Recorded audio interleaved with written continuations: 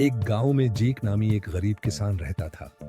एक दिन सुबह को जेक ने अपने खेतों में एक खूबसूरत हंस देखी जिसके पर सोने की तरह चमक रहे थे। हैरान होकर जेक ने हंस को घर ले आया और अगले दिन कुछ खास पाया। हंस ने एक सुनहरी अंडा दिया था। जेक अपनी किस्मत पर यकीन नहीं कर पा रहा था।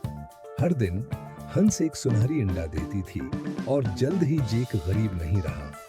उसने सुनहरी अंडे बेचकर नए कपड़े, बड़ा घर और जमीन खरीदी। लेकिन जैसे जैसे जेक की दौलत बढ़ती गई, वैसे वैसे उसका लालच भी बढ़ने लगा।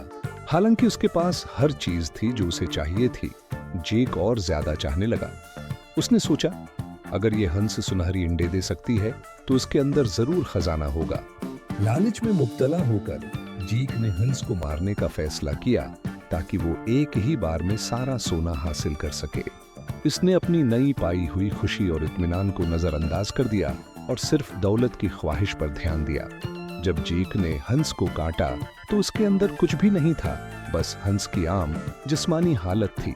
जादू हंस के अंदर नहीं था, बल्कि उसकी सुनहरी अंडे देने की सलाहियत में था। जेक ने हंस को मारकर अपने दौलत के सरचश्मे को तबाह कर दिया। अपनी हमाकत का एहसास करते हुए जेक अफसोस से भर गया। इसके लालच ने न सिर्फ उसे सुनहरी अंडों से महरूम कर दिया, बल्कि उसे खाली हाथ छोड़ दिया।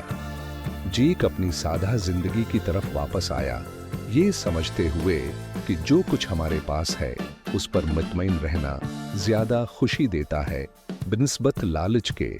और यूं जेक की कहानी गांव वालों के लिए एक सबक बन गई। उन्हें लालच के खतरात और उसकी अहमियत की याद दहानी कराती रही कि जो कुछ हमारे पास है उसकी कदर करनी चाहिए। जो कुछ आपके पास है इससे इत्मीनान खुशी देता है बिन शब्द लालच के।